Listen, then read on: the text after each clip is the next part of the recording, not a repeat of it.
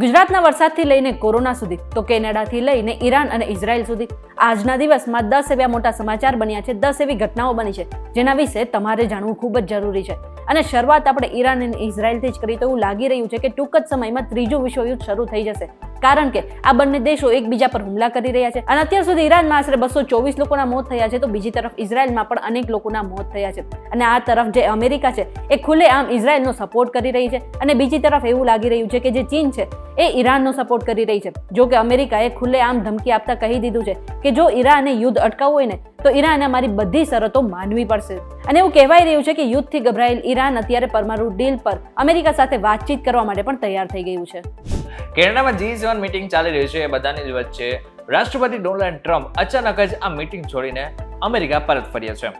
જોકે એની પાછળનું કારણ મોટું એ માનવામાં આવી રહ્યું છે કે ઈરાન અને ઇઝરાયલ વચ્ચે જે યુદ્ધ ચાલી રહ્યું છે એને જ કારણે ડોનાલ્ડ ટ્રમ્પને અમેરિકા ફરી એકવાર પાછું આવવું પડ્યું છે. ડોનાલ્ડ ટ્રમ્પે કહ્યું છે કે ઈરાન પરમાણુ હથિયાર રાખવાની ખૂબ નજીક છે. સરળ શબ્દમાં કહીએ તો ઈરાન પરમાણુ હથિયાર રાખી શકે નહીં, અને હું કહી રહ્યો છું કે દરેક વ્યક્તિએ તાત્કાલિક તહેરાન ખાલી કરવું જોઈએ. આ પછી તહેરાનમાં લોકોમાં ભારે ગભરાટ છે. મોટી સંખ્યામાં લોકો તહેરાન છોડી રહ્યા છે. જો ભારતીય દૂતાવાસની વાત કરીએ તો ભારતીય દૂતાવાસ પણ ટૂંક સમયની અંદર જ તહેરાનમાંથી ભારતીય જેટલા પણ વિદ્યાર્થીઓ ફસાયેલા છે એમને બહાર કાઢવામાં આવશે. આજે કોચીથી દિલ્હી જઈ રહેલી ઇન્ડિગો એરલાઇન્સનું એક ફ્લાઇટનું ઇમરજન્સી લેન્ડિંગ કરાવવામાં આવ્યું હતું. એવું કહેવાય રહ્યું છે કે ફ્લાઇટમાં બોમ્બ હોવાની ધમકી મળી હતી, એ પછી ફ્લાઇટનું ઇમરજન્સી લેન્ડિંગ કરાવવું પડ્યું હતું. આટલું જ નહીં, ગોવાથી લખનઉ આવી રહેલી ફ્લાઇટમાં પણ ટેક ઓફ બાદ ટર્બ્યુલન્સ જોવા મળ્યું હતું, જેના કારણે ફ્લાઇટને હવામાં ઘણા આંચકા અનુભવાયા હતા, અને આ જ કારણે ફ્લાઇટમાં બેઠેલા લોકો પણ ડરી ગયા હતા. આટલું જ નહીં, આજે અમદાવાદથી લંડન જતી વધુ એક એર ઇન્ડિયાની ફ્લાઇટમાં ટેકનિકલ ખામી સર્જાતા તેને રદ કરી નાખવામાં આવી હતી, અને આ કારણે મુસાફરોને ઘણી હાલાકીનો સામનો પણ કરવો પડ્યો હતો.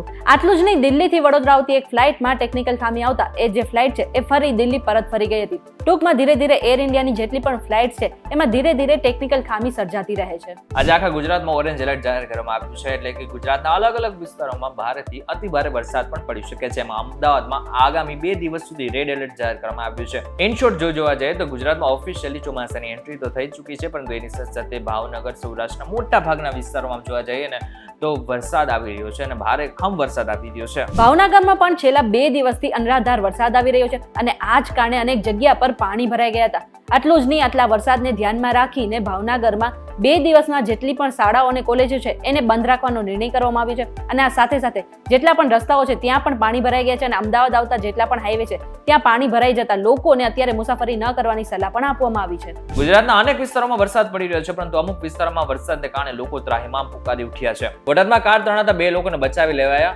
જ્યારે બાકીના 5-6 લોકોની શોધખોળ શરૂ કરવામાં આવી છે. બીજી તરફ ધોરાજીમાં ખાનગી ટ્રાવેલ્સની બસ ખાડામાં ફસાઈ જતા મુસાફરોનું રેસ્ક્યુ કરવામાં આવ્યું હતું. તો સુરેન્દ્રનગરના ચોટીલામાં રૂડેશ્વર તળાવમાં વ્યક્તિ ફસાઈ જતા તેનું રેસ્ક્યુ કરવામાં આવ્યું હતું. જ્યારે ભાવનગરના પાલીતાણાના રાજાવડ નદીમાં કાર તણાઈ, જોકે કારમાં સવાર લોકોનો આબાદ બચાવ થયો હતો. ત્યારે વરસાદની શરૂઆત થઈ ગઈ છે, ત્યારે તમે પણ અને તમારા પરિવારનું પણ ખાસ ધ્યાન રાખજો. આખા દેશમાં ધીરે ધીરે કોરોનાનો કહેર વધતો જાય છે, અને કહેવાય રહ્યું છે કે અત્યાર સુધીમાં કોરોનાને કારણે 108 લોકોએ જીવ ગુમાવ્યો છે, અને છેલ્લા 24 કલાકમાં 11 મોતનો આંકડો પણ સામે આવ્યો છે. હાલ દેશમાં કોરોનાના એક્ટિવ કેસોની વાત કરીએ તો તેની સંખ્યા 7000 ને પાર પહોંચી ગઈ છે, અને કેરળમાં સૌથી વધારે 1920 કોરોનાના પોઝિટિવ દર્દી મળી આવ્યા છે, તો બીજા નંબર પર ગુજરાતમાં 1433 કોરોનાના એક્ટિવ કેસ મળી આવ્યા છે. અને દિલ્હીમાં અને મહારાષ્ટ્રમાં પણ કોરોનાના એક્ટિવ કેસની સંખ્યામાં ધીરે ધીરે વધારો થઈ રહ્યો છે. ભારત માટે ખુશખબરી સામે આવી છે. ભારતમાં તેલનો ભંડાર ફરી એકવાર મળી આવ્યો છે, અને આ તેલનો ભંડાર અંદમાન અને નિકોબારના ટાપુઓમાંથી મળી આવ્યો છે. કેન્દ્રીય પેટ્રોલિયમ અને કુદરતી ગેસ મંત્રી હરદીપ પુરીએ સોમવારે જણાવ્યું હતું કે અંદમાન સમુદ્રમાં કાચા તેલ અને ગેસનો વિશાળ ભંડાર મળી આવ્યો છે, જેમાં ભારત લગભગ 2 લાખ કરોડ લીટર કાચા તેલનો ભંડાર શોધી શકે છે. કેન્દ્રીય મંત્રી હરદીપ પુરીએ આગળ એમ પણ કહ્યું છે કે જો આ અંદાજ સાચો નીકળે છે તો ભારતની જીડીપી લગભગ 5 ગણી વધી શકે છે.